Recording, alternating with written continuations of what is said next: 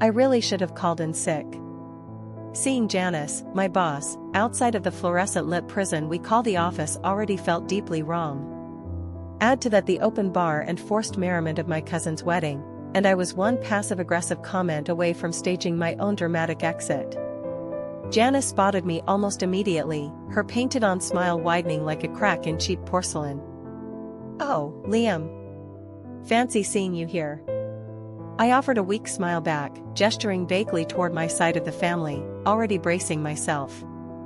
The small talk started predictably. "How was work? Any exciting projects?" I kept my answers brief, avoiding any details that could be twisted into performance critiques later on Monday. But then she leaned in conspiratorially, her perfume assaulting my nostrils. "So," she said, her voice dripping with fake sweetness, "I've been meaning to talk to you about that report. The one you submitted last week?" My stomach dropped. That report. I'd poured my heart and soul into it, working late nights and weekends to meet her impossible deadline. And the feedback I'd received was lacking, to say the least. "Yes?" I managed to croak out. "Well," she continued, her eyes glinting, "it just wasn't up to par, Liam.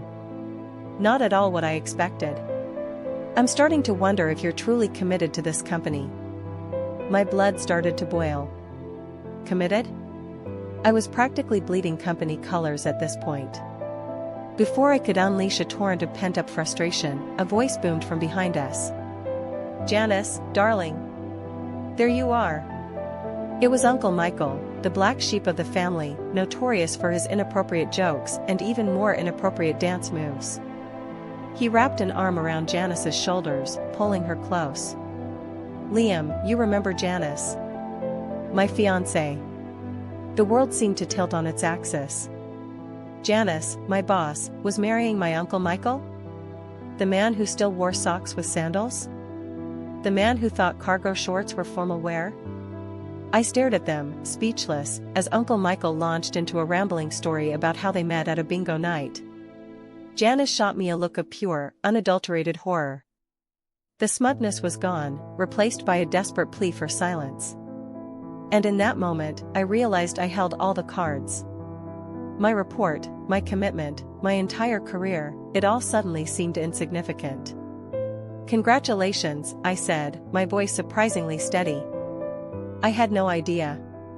I raised my glass in a mock toast, a genuine smile finally gracing my face. The rest of the wedding, and possibly the rest of my career, was going to be very, very interesting.